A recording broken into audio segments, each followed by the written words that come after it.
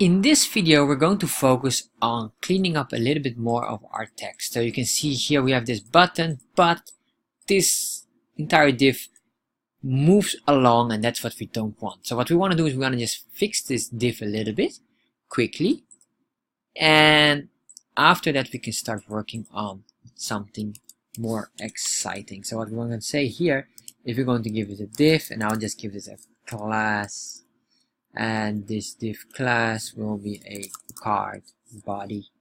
Yeah, so it has a fixed width.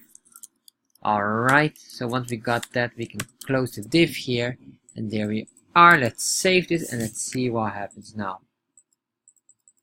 So you can see it still has some impact here, and probably what we have to do is we have to remove or adjust the width. So what I will do here, I will just remove here the paddings,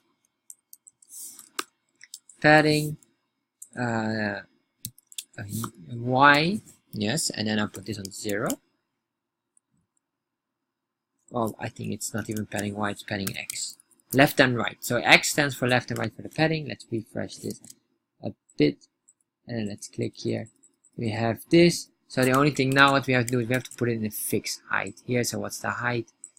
Apparently the height here, including, yes, so it's very important, including the computed part here. You can see here this and that, 16. So total here is 14. Yes, so what can we do here to control this? Well, what we can do is, instead of our text that we add up here, we can just create a new div, or no, a new item we call span.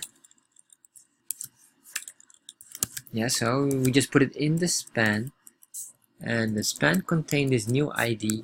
Let's, oh, no need to refresh here, just close this and save. So we have this. Now we're almost done. Now we only have to say here, probably this we can even remove. This is not necessary anymore. And what we do is we're going to give this a fixed height.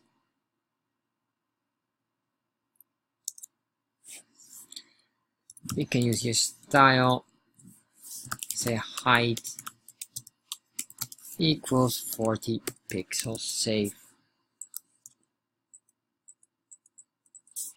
Now it works, and let's click on that. You can see here this works as well, and maybe we can give it some nice padding.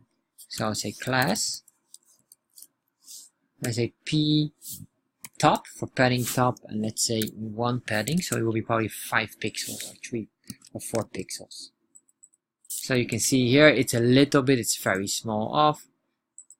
How many pixels we use? 4 pixels for padding, and that's fine. So now we have this button. What we changed that with a span, so everything will has a fixed height and it will not impact too much our design. So this is really nice. And now we start to look at this one, because we have to solve this part here, because this is quite a long text, but I'm sure we can fine-tune this with maybe a toggle function. So we're going to see what we can do with this to improve it and to cut the amount of text here, because this here is huge.